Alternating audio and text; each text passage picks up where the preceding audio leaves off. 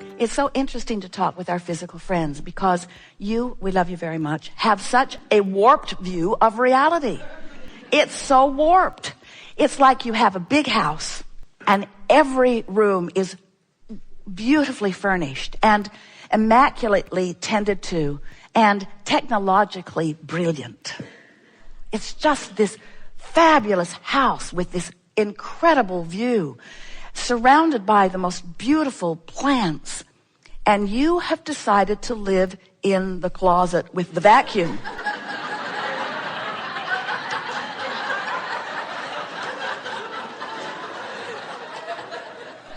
And sometimes other people come to visit you and they look around your house and they say, "Oh, wow. Oh, I would give anything to live here." And you'd say, "Why?" Why? Because without meaning to, you have practiced yourself into viewpoints that are depriving you of the fullness of all that you are. And we want you to come out into the rest of your house. We want you to come out into your world. We want you to find a way a little more every day to allow your full view of not just what is, but what is becoming, because what is changing in relationship to what your viewpoint is, you see. Everything is perceptual. So if you are sick, it's a perceptual thing. And often you will say, no. It's proven by the tests, by the facts. There are a lot of people who are confirming this sickness or confirming this bankruptcy or confirming where I stand. And we say, all that is happening is that you are perceiving fragments of that which you really are because you are practiced at not allowing the fullness of who you are to manifest. So when we talk about manifestation, what we're really talking about is your perception of what's around you, your perception of your body, your perception of your world, your perception of your economy. That's the big one these days. So many people perceiving based upon what other people are perceiving. That's like saying, well, my mother lived in the closet and her mother lived in the closet, and I thought we were just supposed to live in the closet. And I know it's not rational when I listen to you, Abraham. I know that I could just open the door and come out, but it's not easy to open the door and come out when I've been in here for so long. Now, this analogy is strong. You laughed at it at first. Now it's starting to depress you. But the reason that we offer analogies is because we want to get your attention. We would like you to leave here today saying to yourself, I want full view. I want full view, which means I want to be moment by moment, day by day, up to speed with how the source within me is viewing life. And what we mean by that is you are so much more than these physical bodies. You are so much more than this physical beingness that you sometimes or even often perceive. You have source within you. You are more vibration than you are anything else. So we would like to convince you that this is a vibrational world. It's a vibrational world that is changing constantly and has already changed in ways that please you, that you are depriving yourself of seeing because you haven't come out of the closet yet. You're still hiding from the real reality as you are scrutinizing the limited reality. And when you realize that there is a bigger reality, we want to coax you over here into this vibrational reality, this vortex of creation. We want to coax you over often enough, speaking to you in reasonable terms until we elicit from you a vibrational resonance that then gives you full view. Sometimes in your human vocabulary, you say, oh, then I saw the light. Then I saw the light. And we say, yeah. That's what we're talking about.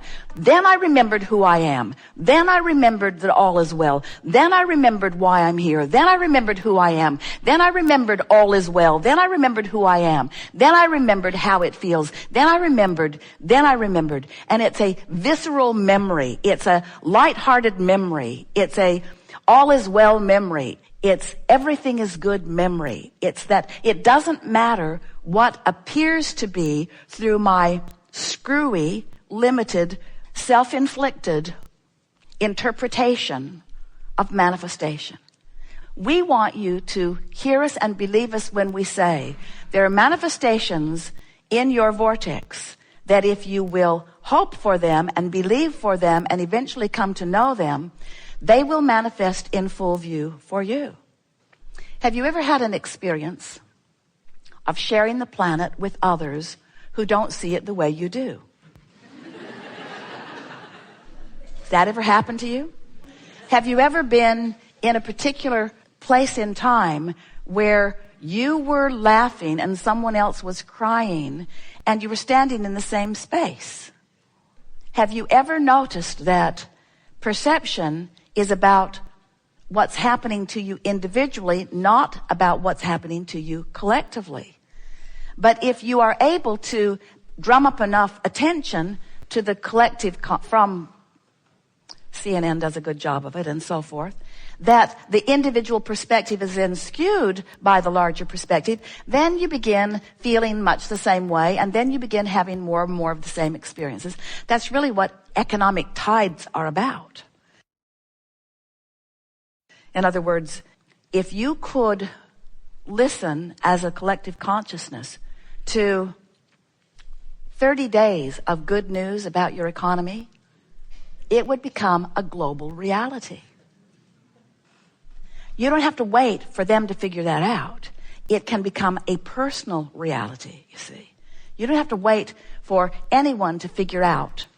You don't have to wait for the manifestation that you've been observing to improve before your mood improves. In fact, that's backwards of what deliberate creation is. If you can figure out how to improve your mood, your improved mood will put you in a vibrational resonance with the broader point of view. And when your personal point of attraction harmonizes with the point of view of the source within you, you have a point of attraction that is so powerful, nothing can keep it from being. But if you let your point of attraction get separated from that larger view, there's not enough action in the world. You cannot buck your own current, you see. So now we're going to start at the beginning of this just briefly. We know you've heard it from us, but in light of what you just heard us say, now we're going to rework that into the picture that you've been hearing before. So you were source energy before you came into these physical bodies, and the larger part of you still is source energy. Now many of you want to say blah, blah, blah, blah, blah. I don't care about that part of me. I don't even remember that part of me. Don't talk to me about that part of me. And we say, we have to talk to you about that part of you because that's your source. That's your power. That's your clarity. That's your wellness. That's your energy stream. And you want that to be your point of attraction. If you're running around in this physical body and your point of attraction is just based upon the stuff you think all day, you're in deep doo-doo. Because you watch CNN. You listen to people complaining. You watch the evidence. When you let reality as it stands be the dominant reason that you're offering the vibrations that you are, well, then what happens is you launch rockets all day long, but you don't allow yourself to become the manifested receiver of those rockets. And so life just gets harder and harder, and you just get ornerier and ornerier. But when you understand that every rocket that you launch causes the larger part of you to become more, and it is your unequivocal desire to become a vibrational match to that energy, are you getting what we're saying? We're going to start over because we really want you to hear this. So you were source energy before you came into this physical body. Yeah, you know. And the larger part of you still remains source energy. All right, we'll accept that, Abraham. And here you are physically focused, mixing it up. Now, we're not for a moment implying that as you are physically focused that you're leaving behind all of that source energy. In fact, in the beginning, you don't leave it behind. In the beginning, you are that source energy. Your parents and those who surround you sort of grind it out of you over time as they encourage you or force you to face reality. But that larger part of you remains to some degree, always, no matter how much you pinch it off by facing reality. So, start again. You were source energy before you came into this physical body, and the larger part of you still remains as this non-physical source energy. So here you are in this physical body, sifting and sorting through the contrast and coming to greater clarity about the things that you prefer, launching these rockets of desire, and the source within you becoming each one of these new requests, so that there is a vibrational version of you always in existence. A vibrational version of you that is your guiding feeling. It is your guiding light. A vibrational version of you that if you will decide that you will seek resonance, if you will seek resonance, if you will seek alignment with that. Now here's the part that we have not said to you in any way near as clear a way as we're going to say it to you right now. Are you ready? Law of attraction is a powerful law that responds to vibrational frequencies. It's the same law that makes you set your radio dial at a frequency that matches the broadcast. In other words, if you don't sync up with these frequencies, then you don't have communication. So it's the same thing. Law of attraction is responding to your frequency. And the people that you rendezvous with, even the mood they're in when you talk to them, everything in your life is about law of attraction's response. Now we know you've been hearing about it. Law of attraction is a term that is well used and mostly misunderstood around this planet today. Law of attraction is the engine that is the reason that all rendezvous of all kinds takes place. It's the reason that you rendezvous with everything. Even your cells in your body are rendezvousing because of this powerful law of attraction. Because, friends, you are vibrational like your radios, whether you know that you are or not. You are frequency, you are energy, you are vibration, and law of attraction has your number, or better said, has your frequency. And is dishing up things to you that match it. So if you want to know what your frequency is, look at your friends, look at your clothes, look at your body, look at your house, look at your money, look around, and what's evident or what you are deciphering from life is all on that same frequency. So, let's see, we forgot what we were going to tell you. So this is the part that we really, really, really, really want you to hear. So you hear it about law of attraction, yes? You sort of get this law of attraction thing. You accept law of attraction. This is what we want to put to you in a way that you will always remember. Do you want your point of attraction to include the energy that creates worlds and the source within you? Or do you want your point of attraction to be out here on the raw and ragged edge apart from it? Because that's really what this conversation is all about. This is what the art of allowing has always been about.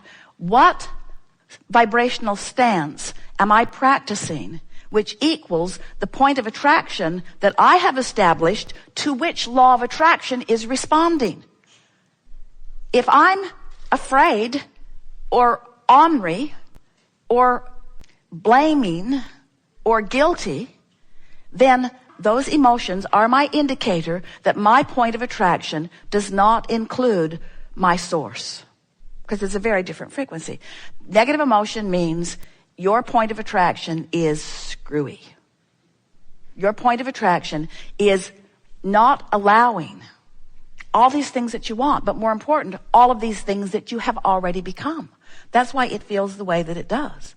So the reason that we want to put it to you in these terms is because we think it would be a wonderful thing if you could sort of start at the base of your understanding and make a new decision that you want to attract to your manifestation from your broader inner being, source energy, in the vortex point of attraction. Yes? We've enjoyed this interaction immensely. It really has been co-creating at its best.